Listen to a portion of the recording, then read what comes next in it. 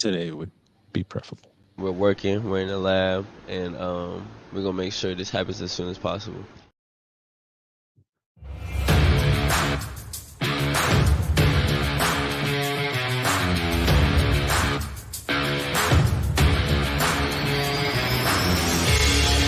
Welcome to an episode of the Sports Genes Into the Lab podcast, where sports analysts and experts dissect the latest news from the NBA and NFL, giving you a unique view on some of the hottest topics around your favorite teams. From the fresh field smells of the NFL to the hardwood courts of the NBA, and possibly your comfy couch for your fantasy football team.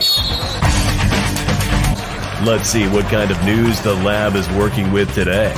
Here's your host from the Sports Analytics headquarters in San Antonio, Texas, Ernest Silva.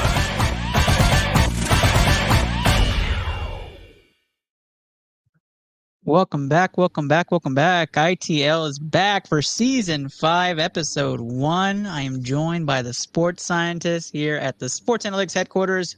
More importantly, the home studio of ITL now in San Antonio, Texas, powered by Blue Collar Media Group, or BCMG. It's been a while, guys. It's been a while. We got a brand new setup. You can see from the lights behind me. Got the producer sitting right next to me. Londo in the room. You can see his hand coming out. And, of course, we got the gentleman right in front of you. Before we do the rundown, though, let's plug our sponsors at the bottom. There it is. Banner is set. Season 5. We are back. I'm excited. And, of course, the hashtag Better Together. Last season's motto. We have a new one. It's called hashtag Level Up. Hashtag Level Up. Our show is going to the next level. Hashtag Level Up. Very excited for BCMG and very excited again. I'm your host, Ernest Silva. This will be the intro for our podcast. We'll be releasing 3 podcasts a week now. 3 podcasts a week. So you'll be hearing tonight's episode broken up into 3 episodes, keeping our content relevant. And guess what, guys? ITL is hitting TikTok. So we will be on TikTok starting this season with clips. Mark being a regular, clipping our things. So we'll try to give you good content. If not, it's just going to be boring old TikTok. But before we get carried away too much into all this, let's talk about who's on the panel today. That's right, all the way in Canada itself. That's right, Andrew Consutton. What's going on, man? Your Season 4 champ and ITL's Pick'em is back. How the hell we doing? I'm running it back. We're winning another championship. Man, I missed you guys. I got to admit it. It's been a very busy summer. It's been a crazy last few months. I'm ready to talk sports because I'm really good at it. So let's do it. Andrew, we talked about it before we got on the show, but you're like half of you now on this weight loss journey. I just want to say, buddy, you look fantastic.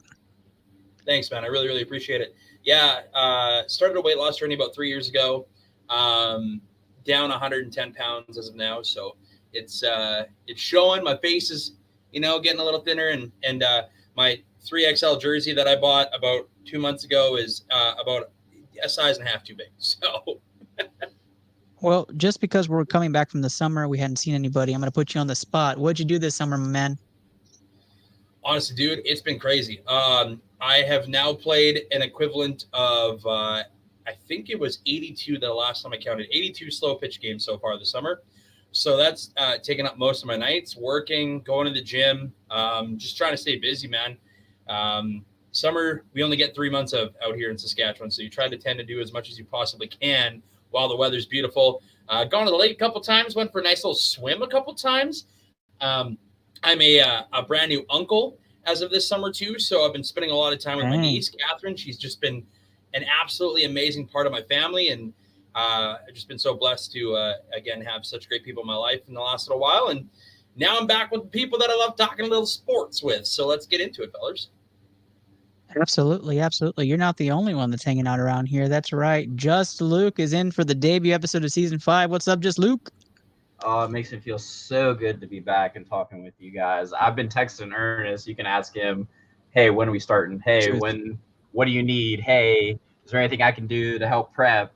I've been texting Ernest nonstop trying to getting the itch, ready to talk sports and just be back with you guys to talk.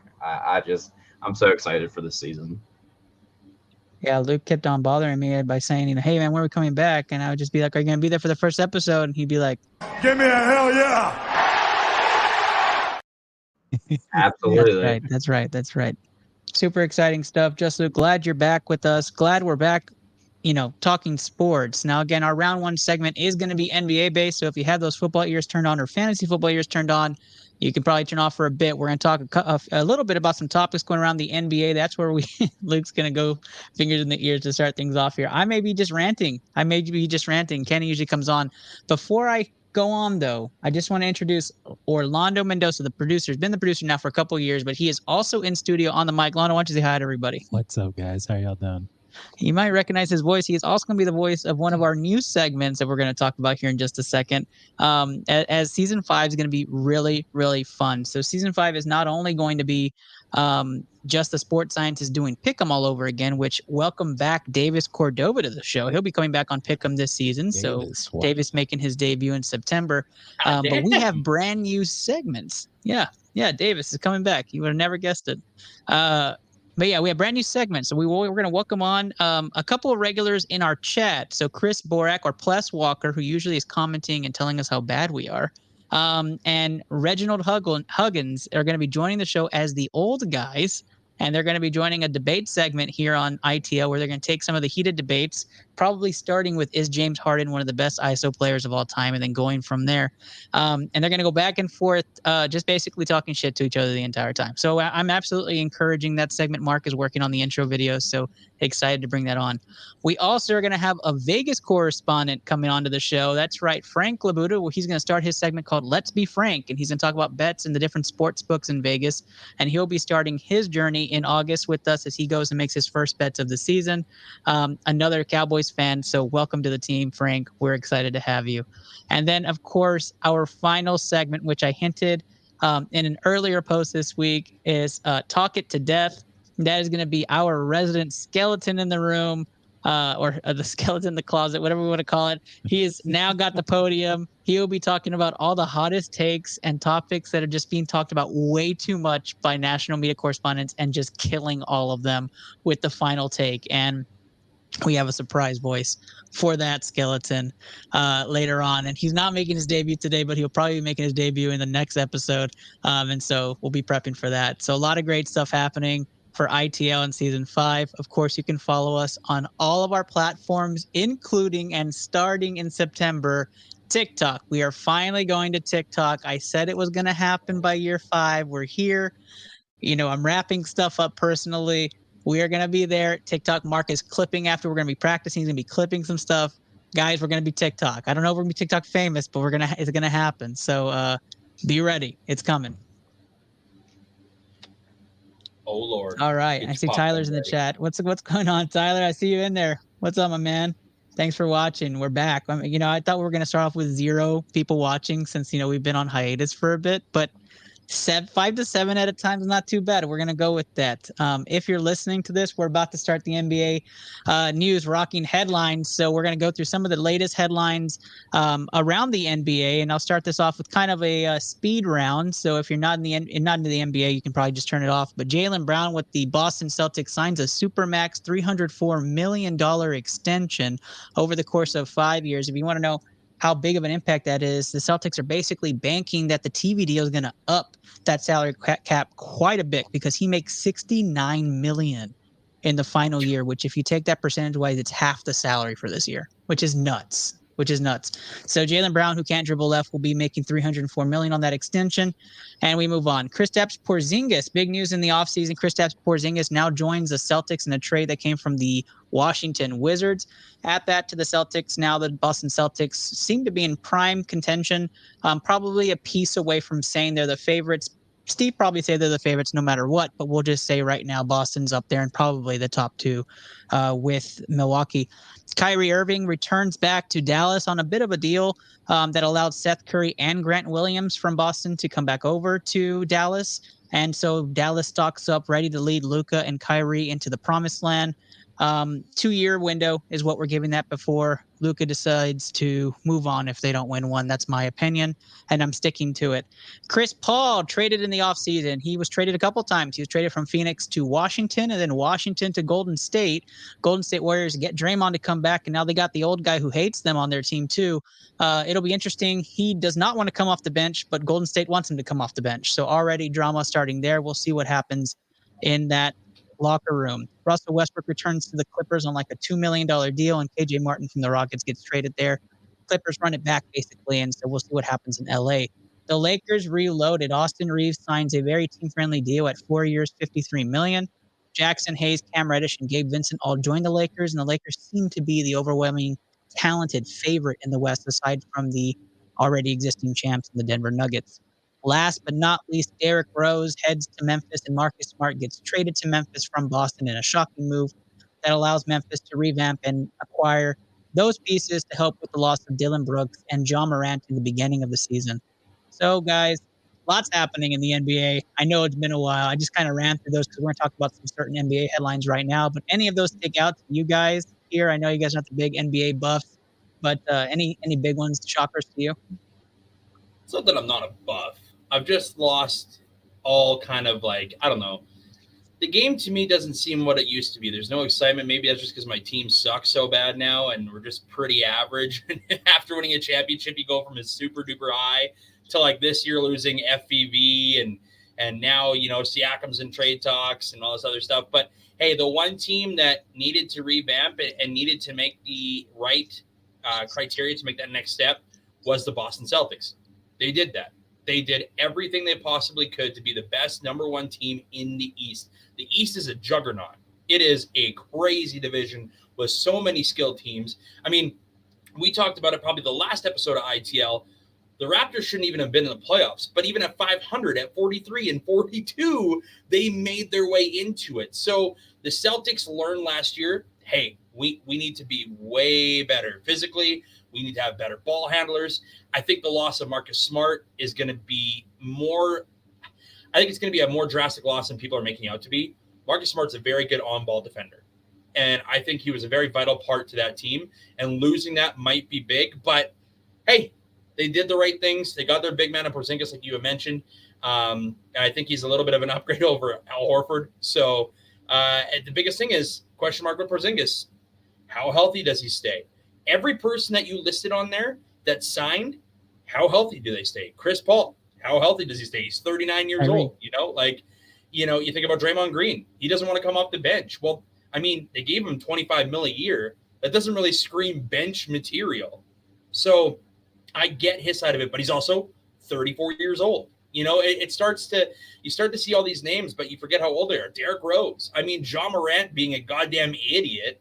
I mean, that's the perfect situation for Derrick Rose to prove that, hey, I know I'm old, but I can still bring something to this team. Memphis was a playoff team last year, and now with him and Smart back there, I think it makes the John Morant loss a little easier.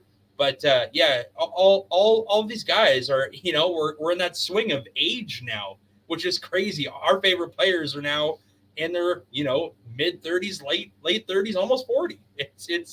It's crazy the names that we're moving. But, yeah, I agree with you also with one other thing. The Dallas Mavericks window, 2 years, that's it. If they don't, I agree with you 100%. Luka is going to bounce. Yeah, we're talking NBA news, rocking headlines on the ITL podcast. I completely agree. I think that a lot of the pieces move have injury concerns. The big one for me definitely were the Mavericks. I think the Mavericks got better, and I think that was their window is 2 years, and then that's it. And then Luka ass out.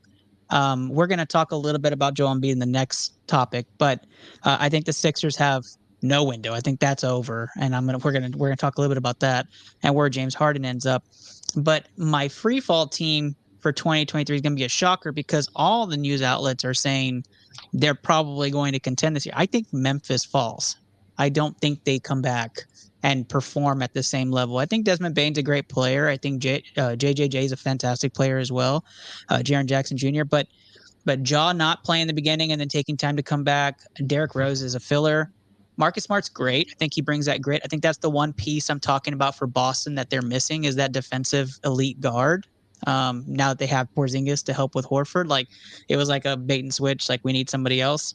And so for me, I think Memphis falls back a bit. And then we're going to talk Houston Rockets basketball in a bit and talk about what we're going to go there. But let's talk about the next piece here. And for me, it's James Harden, right? So James Harden, a lot of talk in the local media and a lot of talk out of Philly and especially Houston, because it was rumored for the majority of this summer that Harden was coming back to Houston.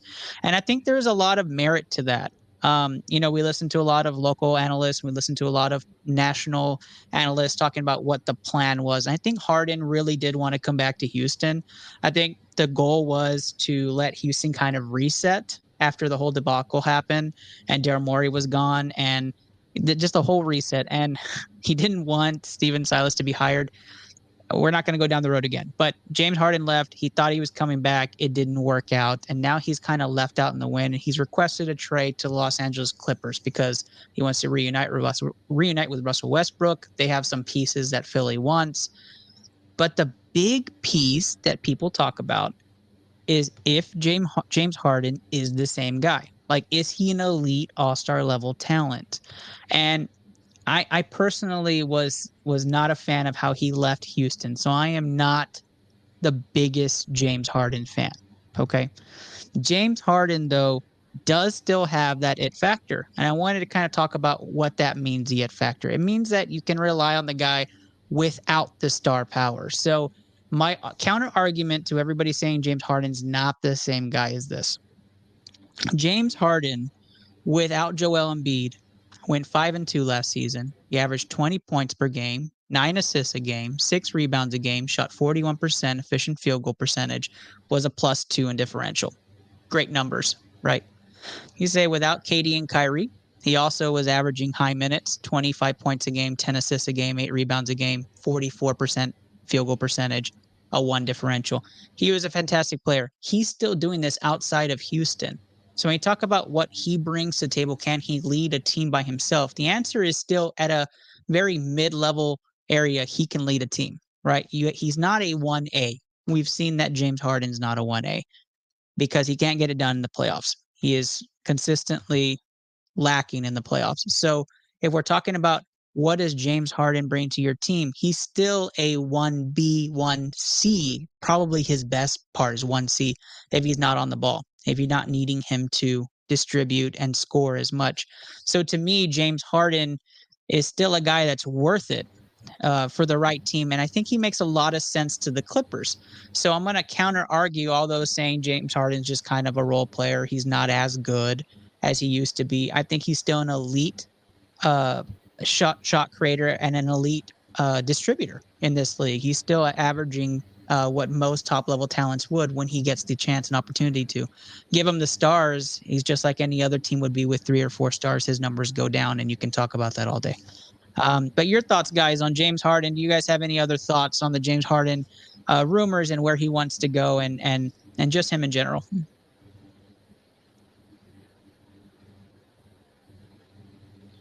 I mean, realistically, with Yeah, James Harden, you know what you're getting. You got a guy who we talked about it.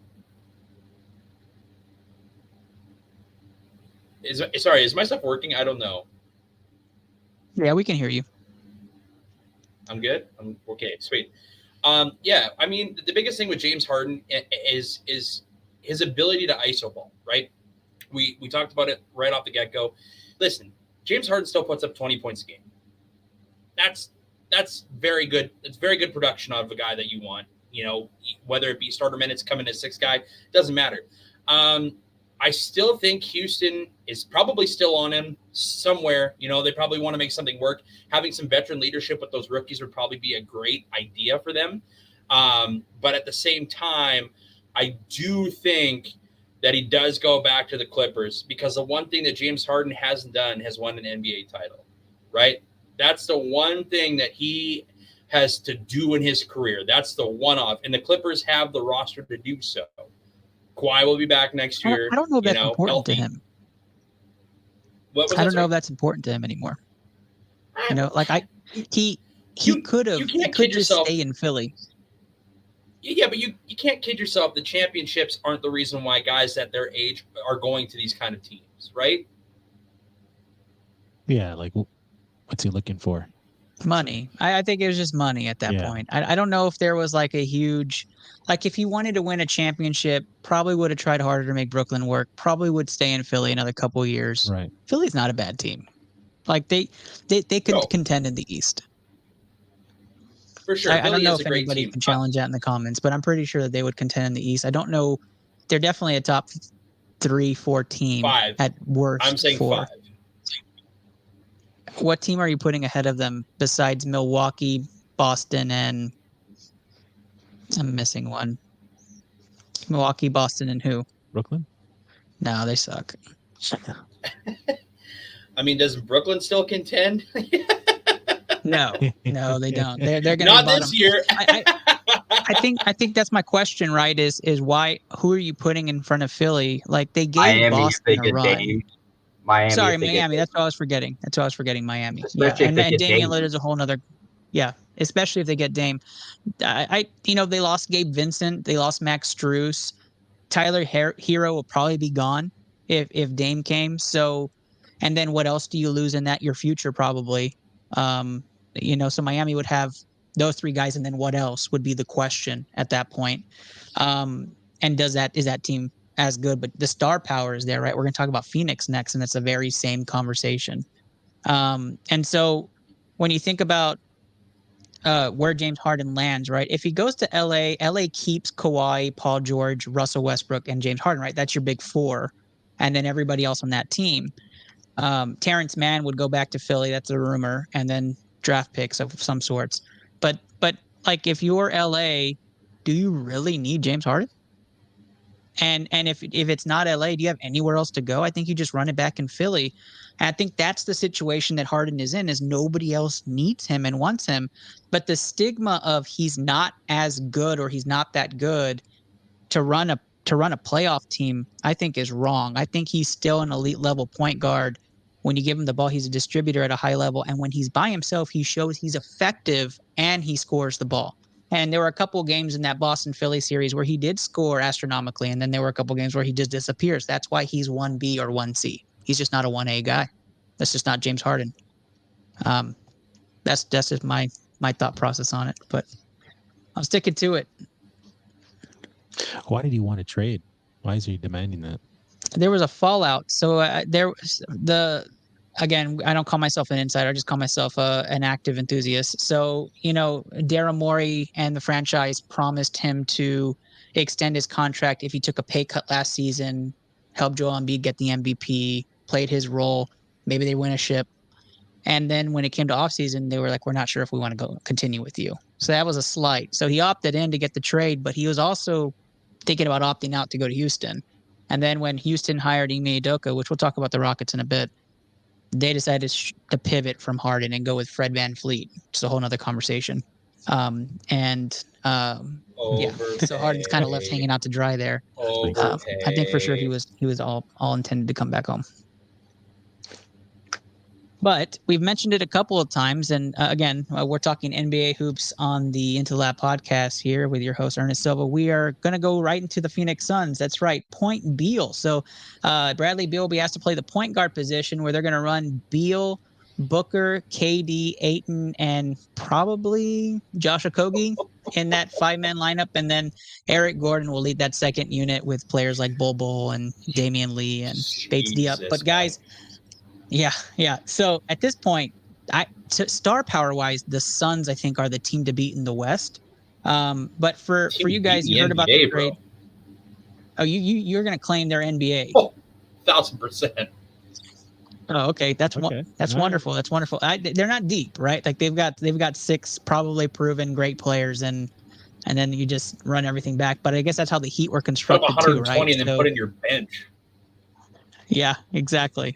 I guess the question I really have is, do we think that Bradley Beal can run the point guard position for a whole season and postseason? Like that's not his typical. You're basically saying, hey, do what James Harden did, right? Like go from shooting guard to point guard and lead the unit. And so can he do that? Is the question I guess I ultimately have. What's effectively with that roster and with that talent, yes he can. And because the only reason why is out here in Canada, we get a lot of Eastern Conference games. Obviously, a lot of Raptors, a lot of, a lot of Washington Wizards game. And I'm going to tell you this right now. After John Wall became a bum, or I guess a shell of him for his former self, and they could never rely on him, Bradley Beal stepped up. He ran the offense. Bradley Beal is underrated as a ball handler, as a possession guy. He's going to run that offense effectively because now you can just let Books shoot.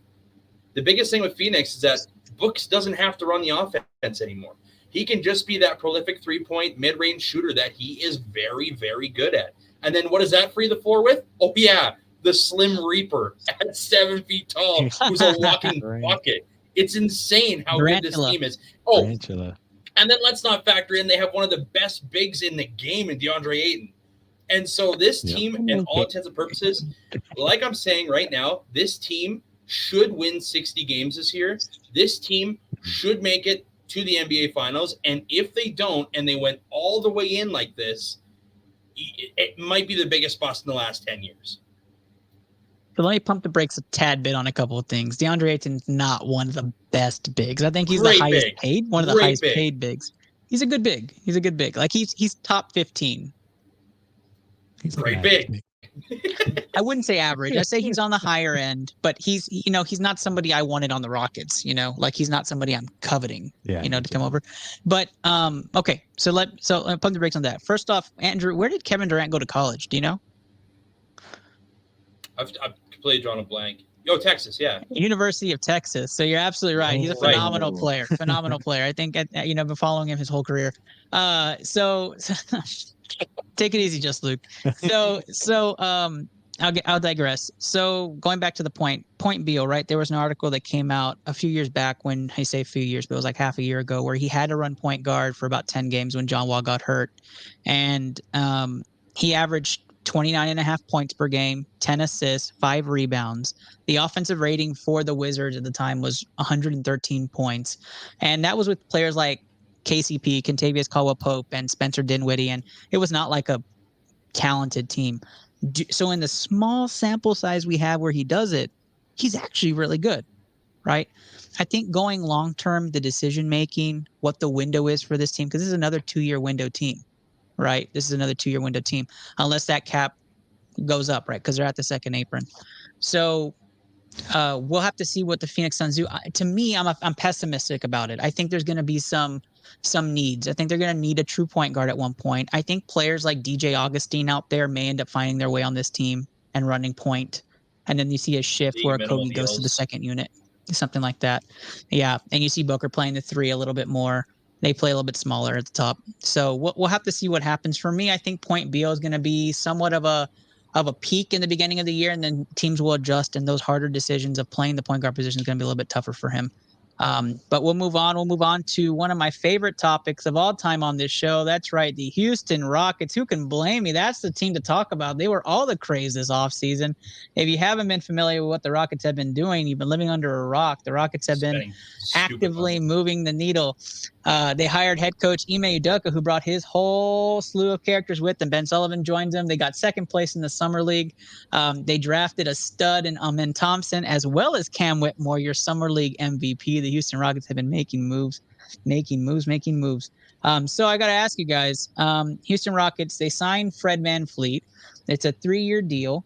That 3-year deal allowed them to bring him in. The third year is a team option. So they aren't exactly, breaking the bank. They did have to pay him $42 million a year the first 2 years. Who else are you going to pay that money to, though? Honestly, right? And then you end up going with Dylan Brooks. Bringing Dylan Brooks, that was an Ime Udoka guy through and through. He ended up being the defensive specialist. They're going to work on his shooting. That's why you hired Ben Sullivan to help that. And then you got Cam Whitmore, the Summer League MVP. You brought in Jacques Landale, who's going to help as a backup big. I think we brought in a Holiday brother in. And Jalen Green's always been on the team. But yeah, right. So the team is stacked with talent. The Rockets are going to be fun to watch this year. For me, bunch of needles moved. They're a 22-win team. I'm going to make a bold prediction already on season 5, episode 1. I'm going to tell you right now that the Houston Rockets will win 38 plus games this year and be a play-in team. I think they make a large jump. They're going to be the Memphis this year. That makes a large jump. Any challenges on that one, guys? You know what? It's crazy to think. I literally was going to say 500 ball would be perfect for the Houston Rockets this year. If they can I wish I was that confident. if they can somehow be 500, it's crazy to think, especially with the play-in round, they might actually be able to get there. Like, they're one of those teams that have a lot of hidden gems. Dylan Brooks can figure out his shot. That might be one of the best pickups of the summer because, honestly, his defense is top 10 when it comes to guards in the league. He's that damn good on D. But his shooting is horrendous. So I'm really hoping they can figure that out for him. Jalen Green, next step, next level. This kid's going to be a stud again this year. I'm excited to see his development this year, but I have to laugh. As a Raptors fan, I have to laugh. I commend you going out and getting FVV. I think he's a great pickup for a team that you have. He doesn't fit our mold or our criteria anymore. It is way too much money. But you have the cap. It's just way too much money. We do. But, I mean, again, you get a championship player who brings a pedigree, who's a veteran. We don't have any. The bench in the playoffs, for the record. I know, but we had a bunch of kids that had never played in the playoffs. Like, we needed somebody who was going to do that, right? He came in next day working out with Jalen Green in LA, right? Like, that's what you want. You want that pedigree of player. And guys like playing with him. And when it comes to efficiency ratings and stats, he's a top 15 player. When I say it, man, and it's not to be bitter, like a bitter ex-girlfriend just left my team, but it's the aspect of I know he didn't fit the criteria that we were trying to run anymore. Obviously, he was a Nick Nurse guy. Once Nick Nurse got fired, the writing was on the wall for Fred VanVleet. Yeah. And that's exactly kind of how the dominoes fell in place for him to land in Houston, where he's going to be, the guy. Let's face it, he will be the centerpiece of that offense this year. My only concern with him has always been his decision-making process. Even when he was with us, he did have a lot of big chance opportunities where he had the time to be the limelight guy, to be the superstar because Siakam was hurt or, we just couldn't, Scotty Barnes went down for, half a year last year and he had the opportunity to really be that guy, but it fell flat for me. It just Fred VanVleet choked when he needed to be the big player. But this situation where he can be in Houston, where it's a team that only won 22 games last year, he's got the opportunity to really say, hey, look, if I get the chance to run this offense and we go 500, we're doing it. We're doing something right. That's 20 more wins. Like, think about that. That would be mind-boggling. And if you're a Rockets fan, like, you're ecstatic, right? You're like, we got all these vets now. Jeff Green, another big signing. I forgot about Uncle Jeff. Jeff is back, right? Jeff. So, like, you have all these vets coming in. You have a culture now. You have a defensive 3-and-D is back in Houston. And the conspiracy theorists as of late, because Ime was at Joel Embiid's wedding, right, is like, oh, down the line, that's the goal, right? Like, Fred's going to end up going that way, and then Amen's going to evolve into that starting point guard, and Embiid will come back, and like all the conspiracy to it. But right now, I think this team has constructed as a play-in team at least. I think they do an 18-win, 16-win jump. I think they're a play-in team. You were going to say 42-42. I love that. I would be, or 41-41. Maybe, that I would love that. I would love that. Be phenomenal. Now we'll move on to our rivals there in the Southwest Division. That's right, the San Antonio Spurs. Victor Wembanyama made his debut. It was not fantastic in his debut game, but he did have a second game that was decent. He said he got caught up to the speed there. But let's talk about their lineup, right? Point guard, they brought back Trey Jones. They have Devin Vassell on there.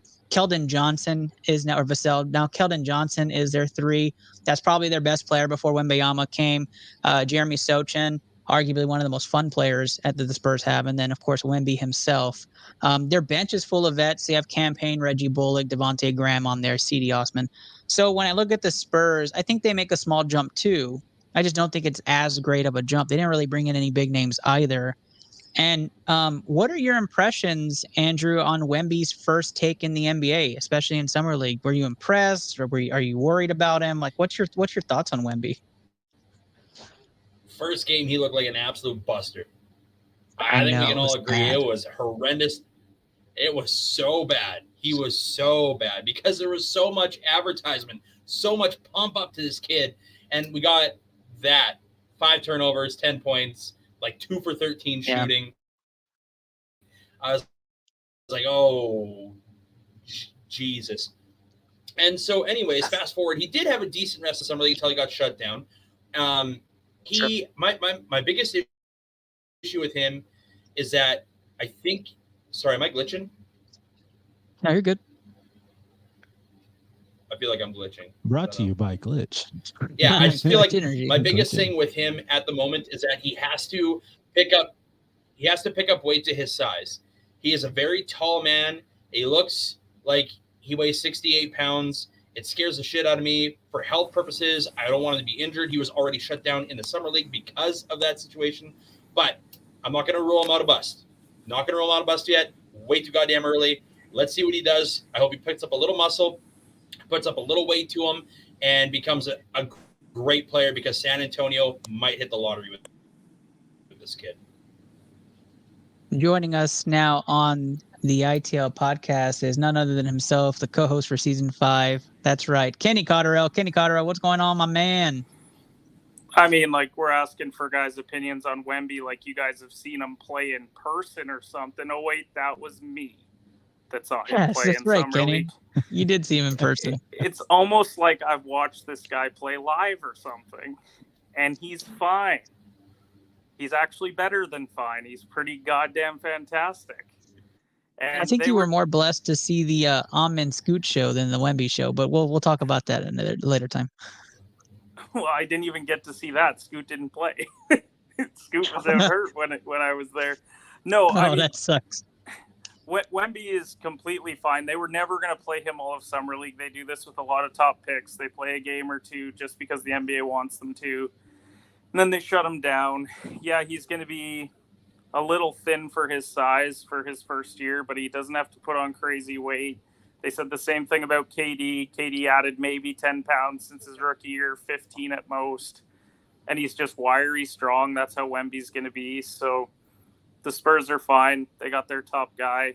I mean, it's not as if they've been handed David Robinson or Tim Duncan or anyone in their lifetime. So they completely deserve to get Wemby. Right. Sure. That's what everybody's saying, is that they deserved it. Thanks, Kenny, for that awesome analysis. I do think that the Spurs lucked into Wemby. I think the league wanted him to go to San Antonio. I can't say there's any sort of conspiracy that it was rigged. It's almost like the league wanted LeBron go to Cleveland or something. It's true. Crazy. It's true. But I think the Spurs will be fine. I think it's a project nonetheless. A lot of analysts were saying that Wemby was going to be come in, make the playoffs next year, contend within 2 or 3. Like, it had to be that way because of how hyped he was. I never thought that. I knew that was going to be a 3 to 5 year project for them, and that you start contending at that point.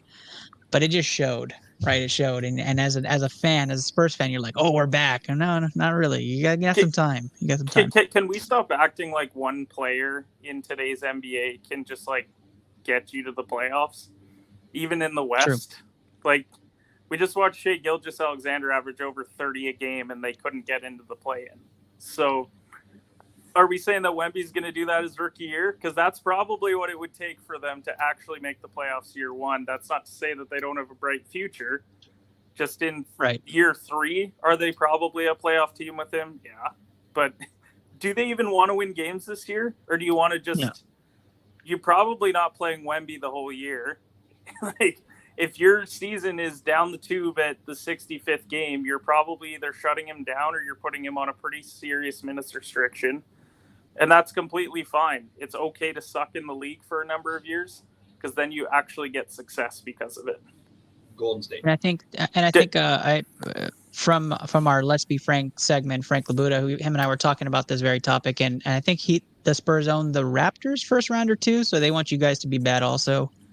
Well, I mean, the Raptors are the definition of mid, and they know it, and they don't want to be. So yeah. I mean, obviously, another great example is how Dame can't get over the hump by himself in Portland. Easy example how one player doesn't just move the needle for you. But I do like Wemby. I think Wemby's going to be fantastic. I don't know if he's going to be the best player out of this draft when it's all said and done. But he will definitely. Sorry, I am biased. Wait! It's not Brandon Miller. It's not Who Grady looked Dick. horrendous in Summer League. Even watching him live, he is a goddamn ghost out there. And he ghosted harder than when he fled that scene back in college. So, I mean, crazy. Yikes. Is it too soon? Nah, never soon. What? What? What? What? Wow. Too soon to point it out? I don't know. It's not. That's perfect. He also Well, didn't even that's flee not- the scene. I'm pretty sure he stuck around. So it might be. I mean, he was smiling when they showed up. I'll tell you this. Kenny always likes to make an entrance right at the end of our NBA portion of today's episode. We appreciate you, Kenny. We're going to go right into the NFL right after this commercial break. And, of course, if you didn't know it, we're going to show it. The BCMG stream team is live and kicking. We may have taken the summer off here on ITL, but they haven't. Go check out their awesome content on Facebook and Twitch. Let me give you some of those handles right now. Let's take a break.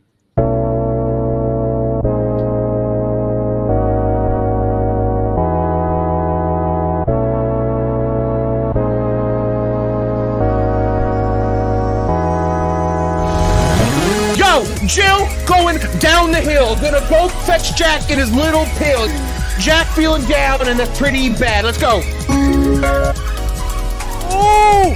Yo! Clip that! Clip that headshot! Nice. No! A pistol. What the? Okay, that didn't count. Woo! Let's go, baby! Clutch it up! Yeah, I like it! What? No way! Did that precision just kill me? Let's go! Nice, Papa! Papa with the clutch kill at the end. Let's go. Oh, I missed. That was bad. Got him. Nice. Man, I'm going to go steal their shit. That is definitely green. You're dumb and it's orange. We're both wrong, red.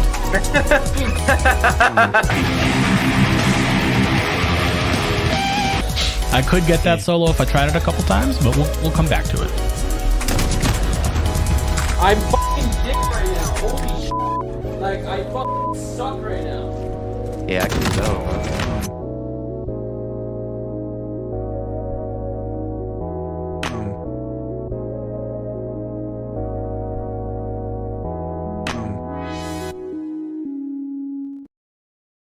Yeah, that's the BCMG stream team. Check them out today. We are going to start our NFL segment. That is right. NFL headlines you need to know going into your fantasy football season, going into your favorite team season. Guys, we're going to start this one off, and I want you guys to say whether it moves the needle or not for you. And if it does move the needle for you, I'm going to give you the floor. So let's start this one off. I know who's going to take this first headline. Trayvon Diggs, 5-year extension, $97 million there. The incentives lead up to almost $108 million if he were to hit every single one. They're a little far-fetched, but anybody want to take this one and move the needle for Dallas? Literally does nothing. Did anyone else appreciate the fact that Schefter called him a rising star, even though he just had a down year? Yeah, he's a rising star, man. He had a down year, but he's a rising star. I was like, yeah, he gets burned for 900 yards a game, but sure, totally. I was worried because there's an incentive based on interception, and I was like, great. He's going to be going for every pick. Right? And then there's like an incentive for tackles, and I was like, yes, not every pick. We have a chance. What division do we play in the AFC this year? Do you guys know? We are lockstep with the top of my head AFC. Do we get the West this year? We get the East. Or the East. You're right. It's East. So we get to watch Stephon Diggs burn him. We get to watch Tyreek Hill burn him. We get to watch Garrett Wilson burn him. Yeah, that's awesome. I can't wait. It's gonna be great. Jalen Waddle might even switch sides just to go and burn him. You're forgetting one real big part of why Diggs will be good again this year. Stephen Gilmore, man.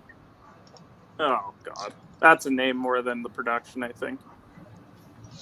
It alleviates the pressure off of Diggs to do what he does best. Go get the goddamn ball. He's basically a wide receiver. Let's face it. I'm excited about it. I think he'll learn. I think he'll learn from Gilmore quite a bit. But who's taking the one? Gilmore? No.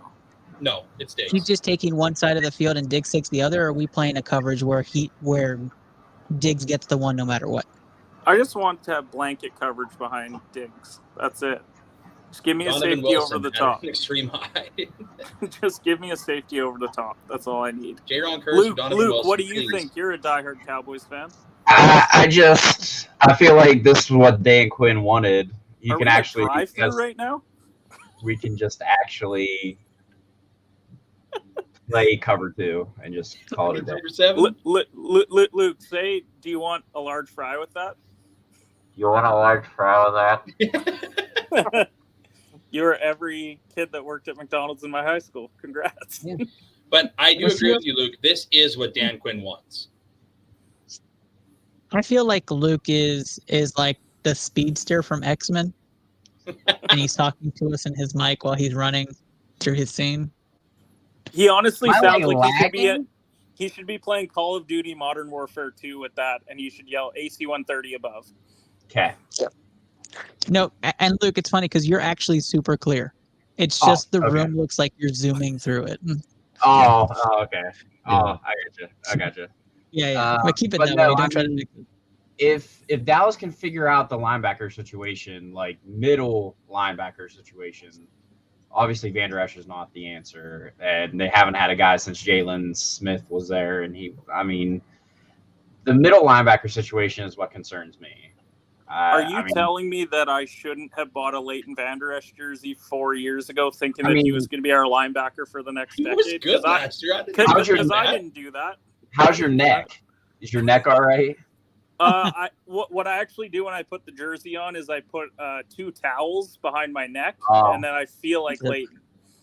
That makes more sense. I mean, honestly, this could be. I'm not comparing them to those Seattle defenses because those were just ridiculous. But this is the close he's been to replicating that defense in a long time. So they have a front seven that can get after the ball. It's just that's not the Legion of Boom in the background.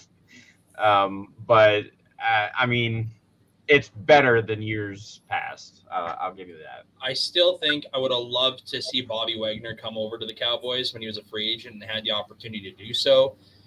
Because I think him with Van Der Esch would have been great. But again, I don't think Van Der Esch, for all intents and purposes, was all that bad last year, especially coming off the neck. I thought he was okay. Still had some speed, made tackles when he had to. I didn't think he was the reason we lost any games. He had some lone wolf moments. Yeah, all absolutely. Right, let's move on to the neck person. For the record, shout out to John Mechie for getting cleared. The Texans wide receivers are intriguing to me. I just wanted to bring this up for you guys. The wide receiver room in Houston, Nico Collins, number 1 over there. Robert Woods, John Mechie, now that he's cleared. Noah Brown. We're all familiar with Noah Brown. Tank Dell. I actually love the wide receivers. You just sprinkle in some, what's his face? That's Dalton Schultz in there. And CJ Stroud has a cast, right? You know, he has a cast over there. Not to mention Damian Pierce and Devin Singletary. It's not Emeka Ibuka. It's not Marvin Harrison Jr. It's not any of the Ohio State guys, all right? He does not have a cast around him, all right? His D1 team was last year. You are really trying to dress up that McDonald's salad right there. Yep. With a little bit it gets of the job done. It gets the job done in a drive-through. Well, what job does it get done? I'm curious. What's the job that it gets done? AFC South is not that stacked. We'll talk about that in a second. 4 wins. 4 wins? I'll take the over on that for putting that on the table. They'll go 5. They'll go 5 and 4 is an upgrade. Yeah, I have them going 5 and 12. I mean, it helps that you get to play the Colts twice and the Titans twice. Is Noah Brown wide receiver 2 on that team now I think about this? Well, they don't actually have a wide receiver 1. So I don't think they have a 1 Whoa. Nico Collins slander we will not tolerate on this show. Nico Collins is a decent wide receiver. Oh, so you're still clinging on to that ship, hey? I am Nico until it's Collins. proven otherwise. The next Jamar. I need a Brandon whole Cox, I guess. season of wide receiver 1 Nico Collins. Thank Please. God, because we have the giraffe neck Davis Mills throwing the ball. I'll tell you what. Thank If he's God. actually No, a it's wide CJ receiver Stroud. 1, you better get Mark on a highlight video for him for the end of the season. We'll play it on ITL. It's gonna be when he's like wide receiver 13 on the year or something, and I can just bring this clip back. and they're gonna It's be gonna like, be phenomenal. It's gonna happen. oh my It's God, gonna look at the touchdown. it's gonna be really hard for him to pull 17 receptions for 340 yards. But I'm sure that if anyone can do it, it's Mark. And they'll be like, There's oh, gonna be one highlight in there. It's gonna be One one highlight I'm gonna play 80-yard over and bomb. over again. Yeah. They'll As be we like, talk oh, about how Nico we won Collins. week 5 fantasy. It's going to be an 80-yard bomb when they're down 28-7 to the Jags. There it is. There it is. Still lost 28-14. Yeah. Totally okay with that. Let's move on. Justin Herbert signs an extension, 5 years, $262.5 million. Guys, this moved the needle for you for the Chargers. I'll start with you, Kenny. That's a lot of money to pay for a guy that just blew a 24-0 lead in the playoffs and has done nothing in his career. But I mean, yeah, sure, totally, that moves the needle. Kellen Moore probably moves the needle more for that team than Justin Herbert does. Yeah, congratulations. I mean, seriously, we're anointing this guy like he's Peyton Manning and he's won multiple Super Bowls when he has literally won nothing in the league. And he's a good quarterback, but start proving it then. Like, we can't just be like, well, he's on the Chargers. So I'm going to tell you one reason why he never will exceed his potential, because he's got fucking Brandon Staley as a head coach. Well, he'll get canned, and then Kellen's going to be the head coach next year. That's what they're doing. So they just found his replacement a year early. Staley's so fucking bad, dude. Well, my thing is, it doesn't move the needle for them. It moves the needle for Joe Burrow. He is one happy guy right now. Here was Joe Burrow's He said, I want to hit that $200 million guarantee. Let's get it rolling, fellas. Let's get rolling. Got to the Super Bowl? Is it crazy to think that Burrow's going to get $300 million? No. No, not at all. I think he's going to be 5 years, 300, and he'll be like at least 220, 240 guaranteed. Like, it's going to be something I crazy. think straight 200. I think they go straight 200 guaranteed, 66% guaranteed. Yeah. Makes no sense. Yep. Yeah, and then he's the highest move paid on TV to by a while. There's a bigger extension that happened today. Cole Kmet, right, got his extension for $50 million. Okay. I actually had. solidified. Okay, I'm in Ontario right now for work, and I just had a discussion at the dinner table with a Bears fan about Cole Kmet, and I'm like, please tell me what option he is in your offense. Jimmy because Graham it's Light. not one. It's not one because it's DJ Moore. Is it He's not two. Because No, that's Chase Darnell Claypool. Mooney. Or Could Chase even be Mooney. Claypool. So, Yeah, it so could be what, Mooney. So what is he, your fourth? Fourth, maybe and fifth. You are paying your fourth option $12.5 million a year in an offense with a quarterback that only wants to run for 180 yards and throw for 150. I'm telling you right now, he's Fields' best friend. What did So that's why Dalton he got Schultz paid. sign for this summer? Does anyone know? 111. Wow. 111 for He how only many signed years? a 1 year contract. 1 year Oh, contract, oh. $11 million. I thought they used 111 million. I'm like, oh my god. No, what are the no. Texans 1 doing? year, $11 million. Gotcha. So is he better than Dalton Schultz? Hell no. Not even no close. way, right? Well, And And Schultz he is got making a longer deal. Like, that agent is the best agent of all time. If you're telling me that $12.5 million for a tight end that most people don't even start in fantasy. And keep in mind, tight end is a wasteland after the top 4. It's and you so just paid him bad, $12.5 million a year. Oh, that's so awful. Yeah, yikes. I think they're. I mean, they banking have on 11. DJ. They have 11 tight ends on staff, right? So like they get their choice on who they want to play at tight end. But Cole Kmet's the number one They guy now. finally cut Jimmy Graham. He is. He's a saint now. He's a saint now. Listen, what it comes down to, you signed this extension. You gave almost 60 sacks up last year, guys. I mean, does Cole Kmet fix that issue? Absolutely not. Unless he puts on It weight. doesn't fix the issue on the offensive line. Does not. No. Next, Bob Lilly. All right, let's move on. Bryce Young, the starter for Carolina Week 1. I just had to put it in there. It's breaking news. Any move the needle things for that one? Who's their backup? Yeah. Because it's not Sam Darnold. I want you to guess. CJ Beathard? No. Is it PJ Walker still? No. PJ's still with the team, though. The Red Rifle. Third string. Andy Dalton, that's right. Andy Dalton. Well, I mean, come on. If you can't beat out Red Dalton at this juncture of his career, then you shouldn't have gone number 1 in the draft. So. Yeah. Right, sure. Yeah. Although he won't be able to see over him in team meetings, so I hope that he sits front row. I mean, that's the most winnable division. I mean, yeah, it is. I actually disagree. I think that the most winnable division in football this year is the North.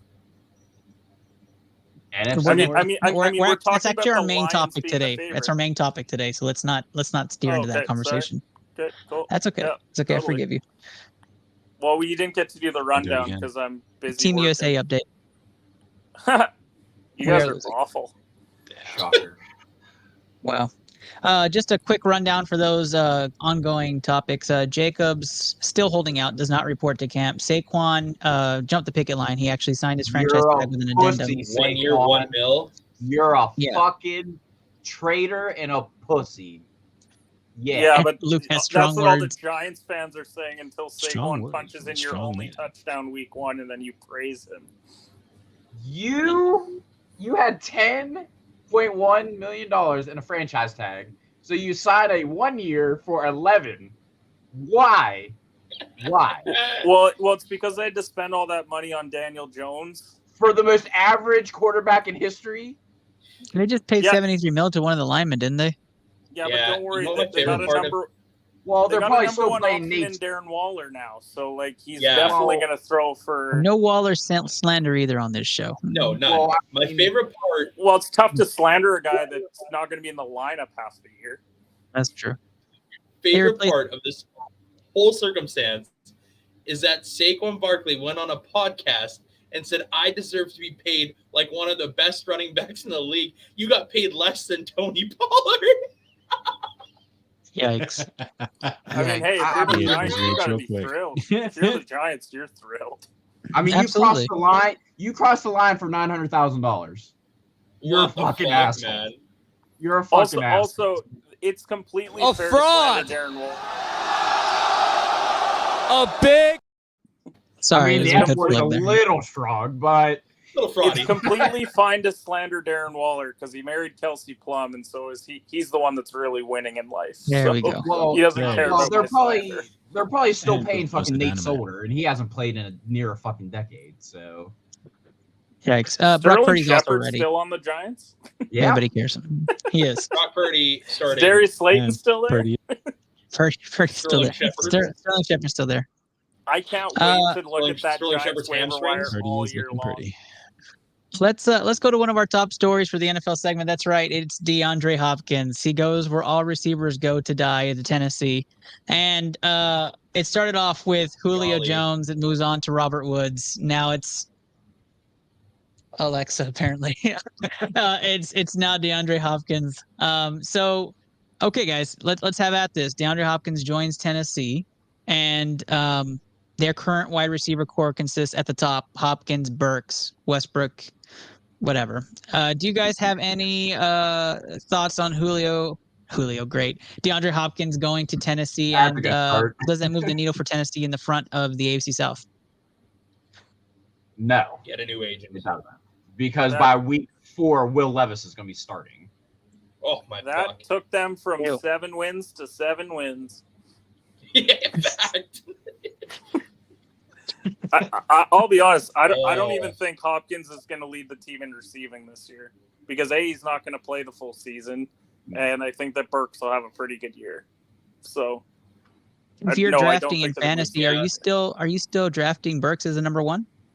well, 1,000%. no, because I can probably get Burks way later, and I don't have to take Hopkins when I can take quality wide receivers who aren't hurt all the time. I would imagine that D-Hop right now is going in the 3rd round, 2nd round. Yeah, probably. Because he's such a big name. Yeah. And then you're going to be looking at names like T. Higgins, maybe Jalen Waddle, and you're going to be like, yeah, I'm going to draft D-Hop. No chance. No chance am I getting a part of that with Tannehill and Levis on a team that's probably not trying to win. My thing is, Ernest, does D-Hop make up for 61 points? That was their point differential last year.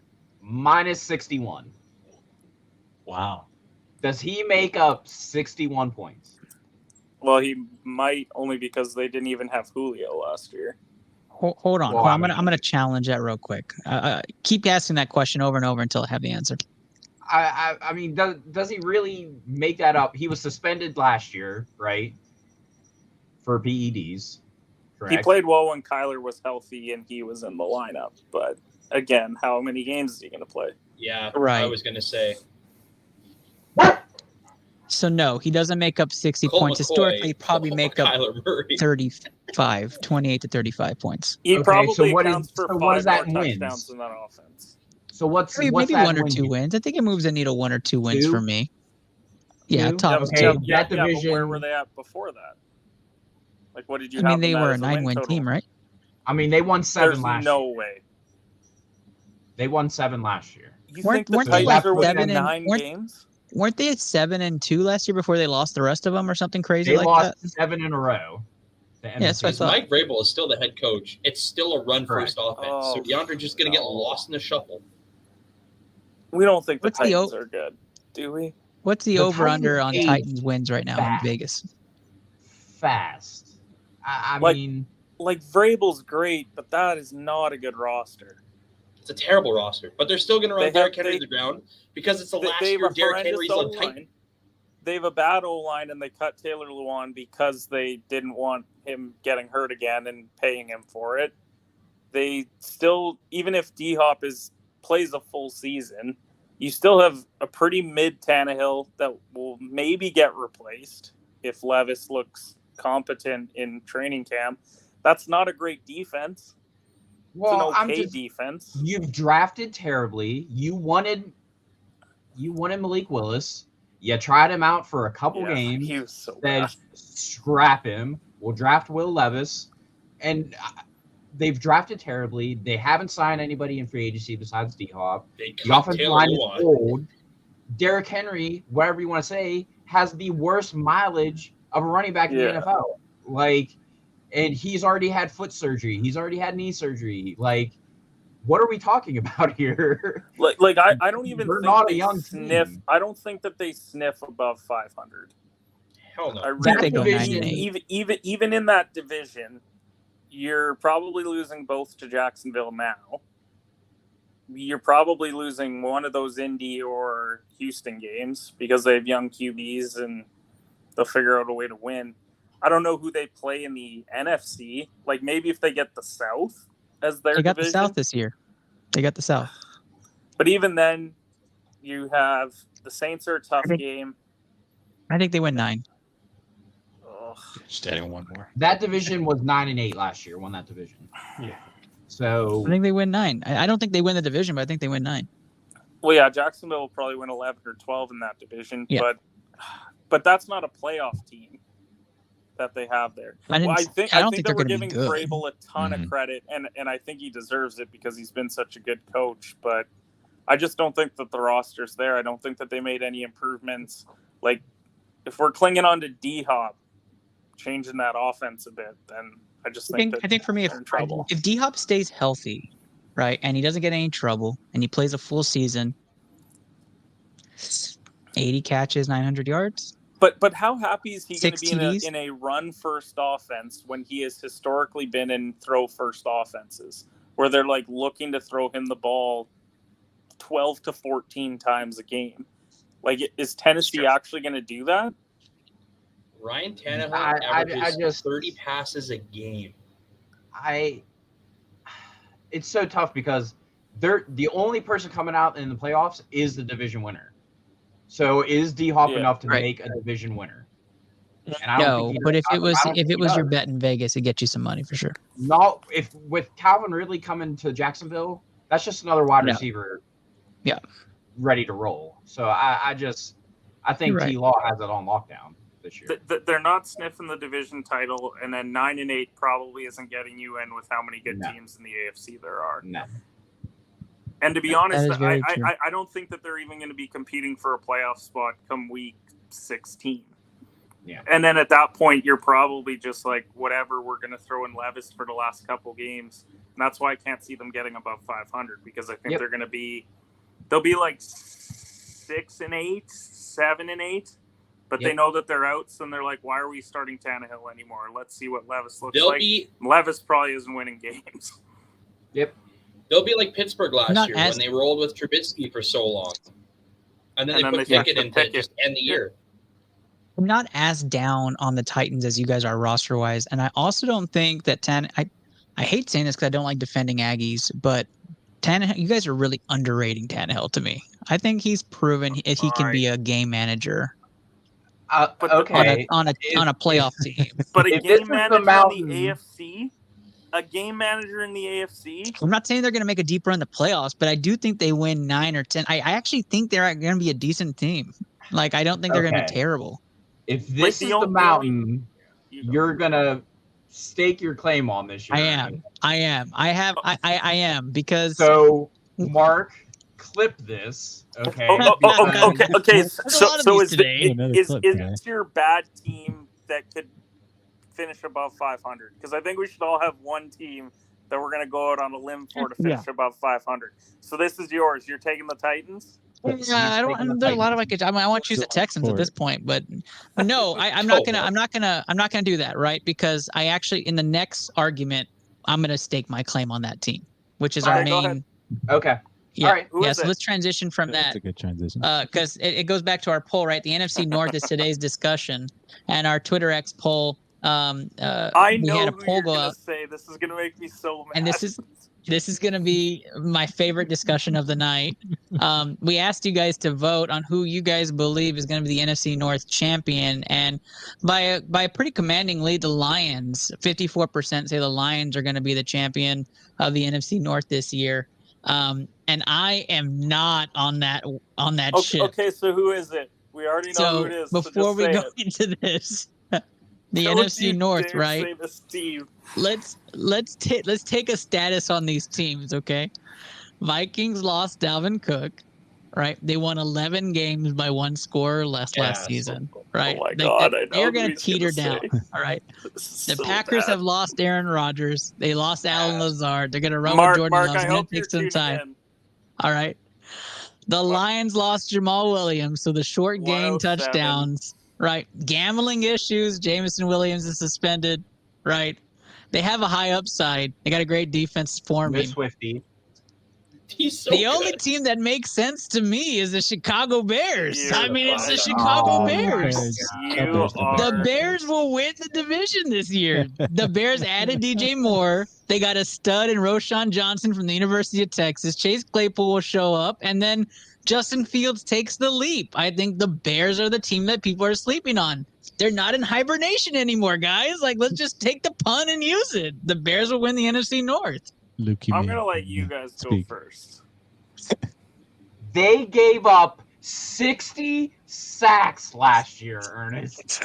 I didn't even mention they signed Cole Kmet to a 4-year, $50 million deal today. You're just trolling at this point. You're absolutely just trolling at this point because you can't believe this. There's no way you truly what are we believe doing? it. I will say this. All right. The Chicago Bears will win this division with like a 9-8 record. The NFC North is going to be trash this year. Correct. Like they are not going to be a good division. Not good. Like, we all can agree to that, right? It is hard to win at Soldier Field, and it is hard to beat a team that can control the ball on the ground if Fields actually takes a lead. Holy shit. Okay. There is a world where the Bears win this division. Okay, here's the thing. Yeah. I do think the ship has sailed on the Vikings. I think that when you win and the Packers, as many close games as you did last year, and then you lose Dalvin, you lose Thielen, you replace them with a rookie. I know that Madison is basically just Dalvin, but that's still a pretty big loss in your offense. Winning all those tight games, and that defense is still horrific. Yeah, I don't think that the Vikings are going to win the division. Great. The Packers, I mean, I think Jordan Love sucks. I know that some people are like clinging on to him maybe potentially being a starter in the league, and I just don't think that he's there. To me, it's clear-cut Detroit. And that's crazy because it's the Lions. But they made the defense improvements. Yes, they lost Jamal Williams, but then they also drafted Gibbs. And they brought in Demont. So, like, their backfield is fine.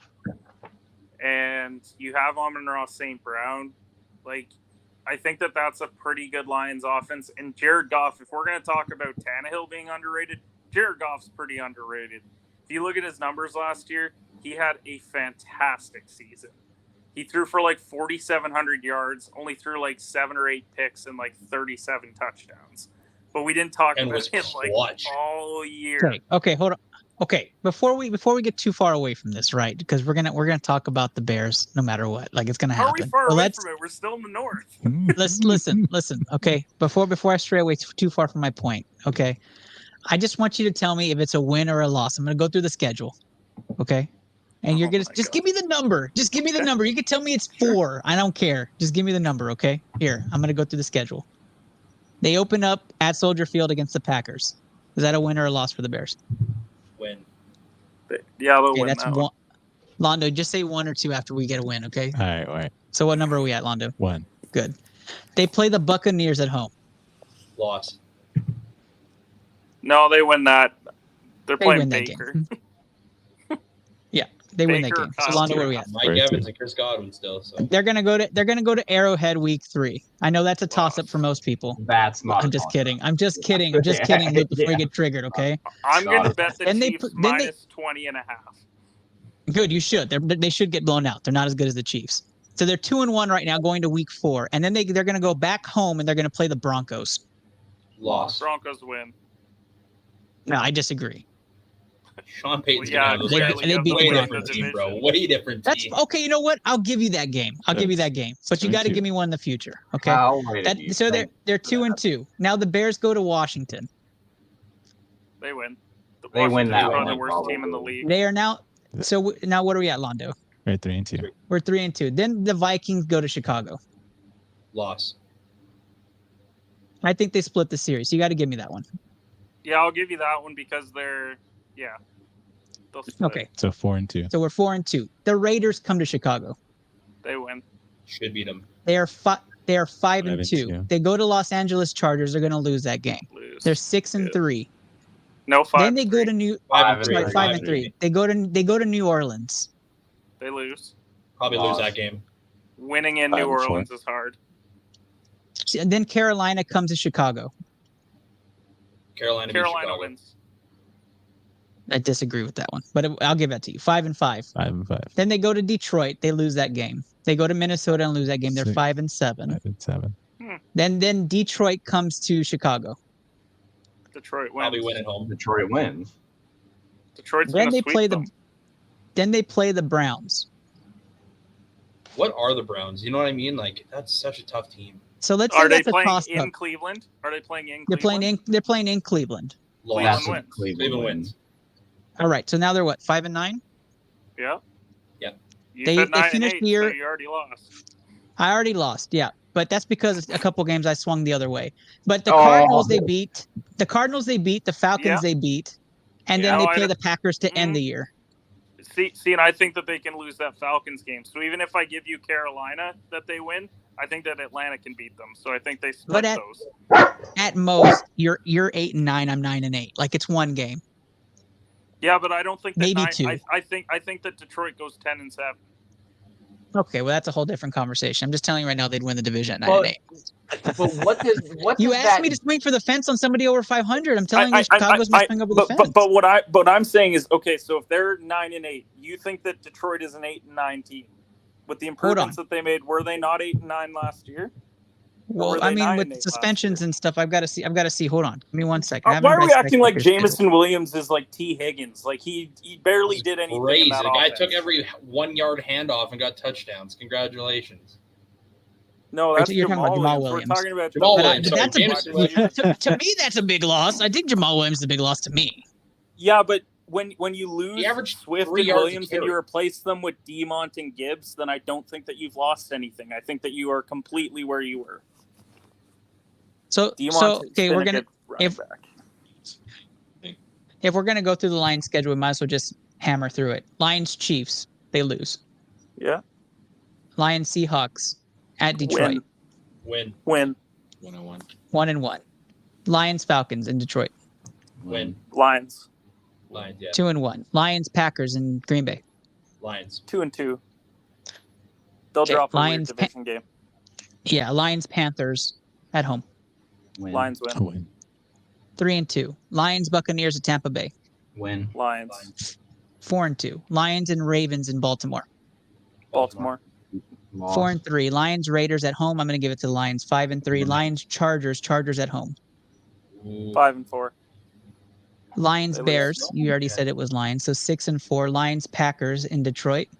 They win 7-4. 7-4. Saints Lions in New Orleans. New Orleans 7-5. 7-5. 7-5. Bears Lions. You've already given it to them. So 8-5. Lions Denver in Detroit. In Detroit, 9-5. 9-5. Vikings Lions in Minnesota. They lose. 9-6. Dallas Detroit and Dallas. They'll win. They'll win one of those. Dallas. They're They 9. got- So they're what are they? 9 and 7. 7, yeah. 9 and 7. So then they end the year Detroit and Minnesota. They win. They'll So probably they win that finish one. 10-7. So 10-7 is where you have Detroit. So it's And a I don't one-game even think difference. that was crazy unrealistic either. Like, we gave Dallas, we gave, like, plenty of losses You're right. along the way.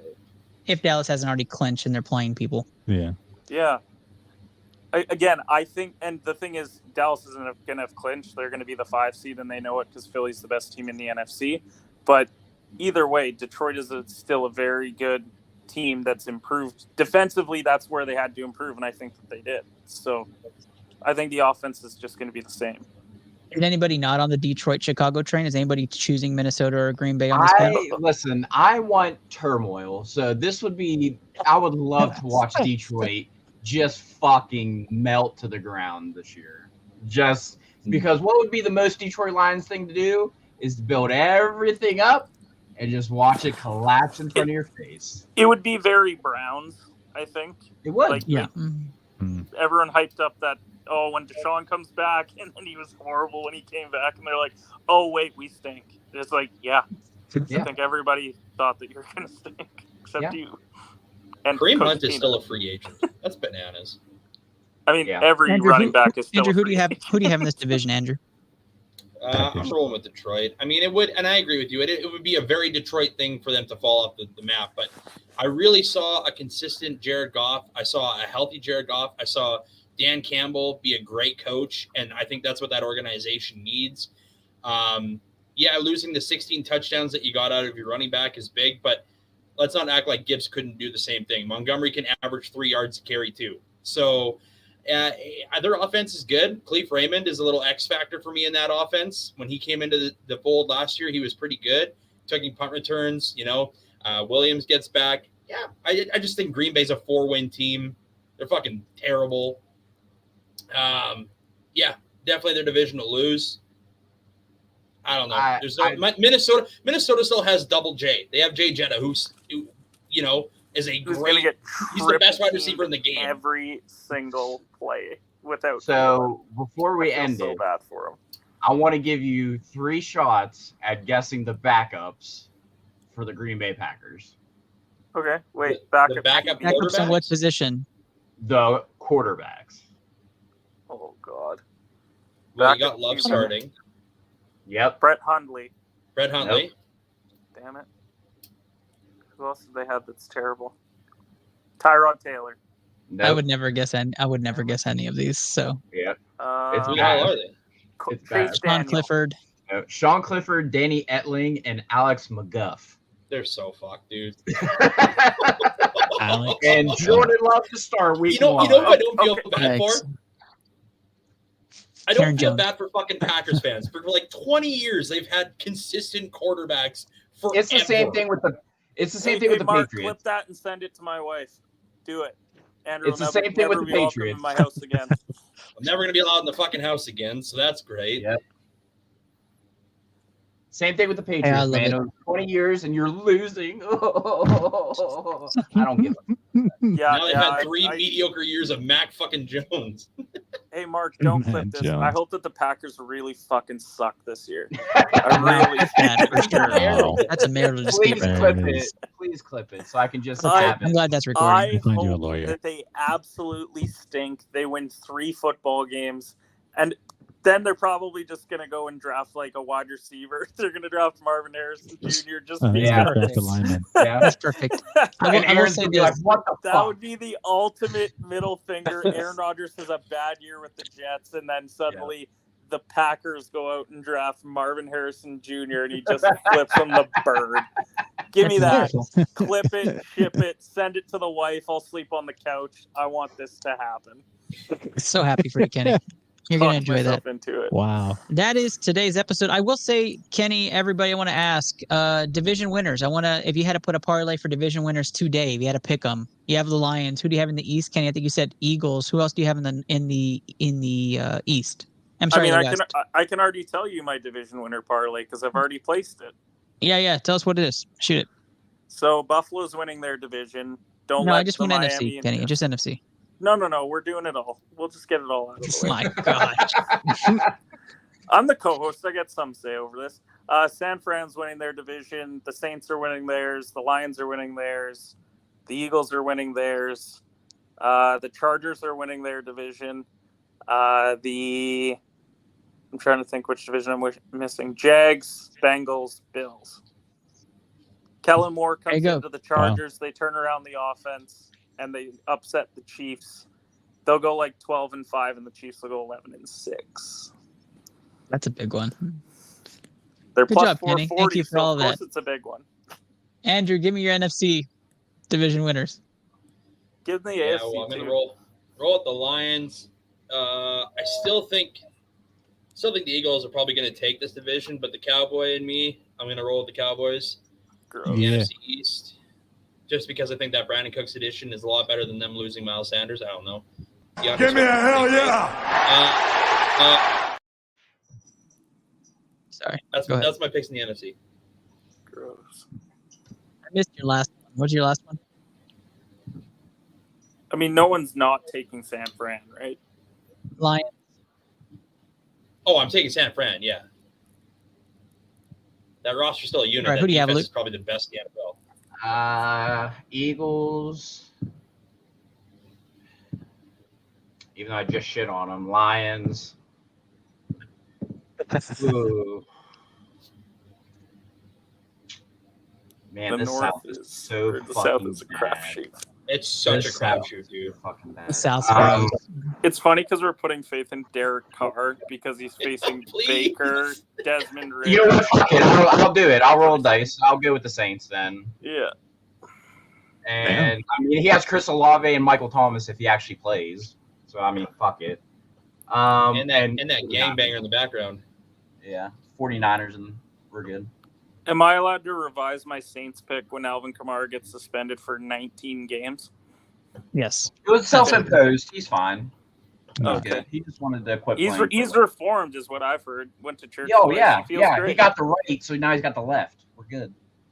I absolutely am going Cowboys, Bears, Falcons, and Niners. That's my By the pick. sounds of it, that guy got both Falcons. rights and lefts from Kamara. at that Desmond point. Ridder, you have winning the division, hey? Wait, is that Hey. Miles Bluequist? I am riding Falcons this year. No, he's not. Another big No, pick. he's not wasted on stream. But no, I actually do think that the Falcons is a good long shot. Tell Thank me I'm you. wrong. I appreciate Yeah, that. Cotterill. With that being said, that's tonight's episode. To tell everybody where they can find you, just Luke. Well, first of all, Ernest, I'm glad to be back talking sports with all y'all. Feels good. I can't wait for, even if it was preseason, I can't wait for preseason. Two things. One, there is always somebody to talk to. You can go to Google. Help is always available in the United States. You can't see it because my thing's blurred out. But there is a helpline for suicide hotline. In America, it is called 988. You can go on their website. There is a chat. There is an SMS text alert. There's an official website. there's always someone to talk to about suicide. So reach out to friends, family, anybody. I'm the big advocate for suicide awareness. So always reach out. Thank you, Just Luke. I always love that plug. Everybody knows you have somebody out there for you. Andrew Con Sutton, tell the people where they can find you. Hey, bet you guys can find me at the Boomtown Pod on Twitter, on Instagram, on Facebook. We haven't really been active all of that much lately. This summer, like I said, has kind of got away from us. There is a great card, though, this weekend where I'm going to be throwing down some goddamn money and some picks.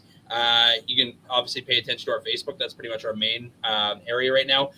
This week's card is unbelievable, guys. Start to finish. Kevin Holland, Michael Chiesa, that's a banger. Tony Ferguson, Bobby Green, banger. Steven Thompson, Michael Piera, banger. Jan Blachowicz, Alex Piera, 2 division champions, banger. And then we have the BMF belt on display in the main event where we got Dustin Poirier and Justin Gaethje, which is going to be electric. So I can't wait. I will be dialed in to that fight, and I will be dialed into that card, and we got some picks for you guys. Follow us, Boomtown Pod. This year, so far on major cards, we are 45-10. Pretty damn good. Wow. That's awesome. That's great. The Boomtown Pod. Miss talking to y'all. Absolutely. Glad to have you back. God, is that you? Oh, no, it's Londo. Yeah. Hi. Absolutely. Special thanks to Londo and, of course, the co-host of ITL for Season 5, Kenny Cotterill. I mean, Andrew's picks aren't that fucking great. He sent me the 10 losers all goddamn year. So that's pretty tough when he's won 45, but he sent you the 10. I have nothing to plug. We did win, though. Let's not forget the last card. We did win. Well, I mean, I won money in Vegas while I was watching that fight live at Stadium Circus Swim, but no big deal. I just had a great fucking time hitting a plus 1,600. No big deal. He goes to Vegas one time. I know. Guy goes to Vegas every year because he's a high roller. I lost all my money. Whoa. August 9th, returning, I think, for the show. I honestly don't know. I'm kind of enjoying not podcasting, but I figured I'm the co-host, so I should probably be here. I'm tired of being on airplanes. I've been on 17 airplanes in like the last 3 months. I'm over it. I want to be home. Thank you for having me. Of course, you get some rest, Kenny. You're already in bed, so I appreciate you being on the show. I mean, I'm not going to sleep anytime soon, but yeah. No. It's in Vegas. Making sure. Of course, I was your host, Ernest Aki Silva. Excited to be back, guys. ITL Season 5, Episodes 1 and 2 recorded tonight. Catch the podcast release tomorrow and Saturday, and we'll be back next Wednesday live. Appreciate all of your following and all of your support. You can always go to our link tree on our Twitter page and donate to the show if you'd like. And of course, if you want to be on it, you'll catch our new segments the next few weeks, and we get right into Pick'em in September. Glad to be back, you guys. You guys have a great week and enjoy training camps. Bye.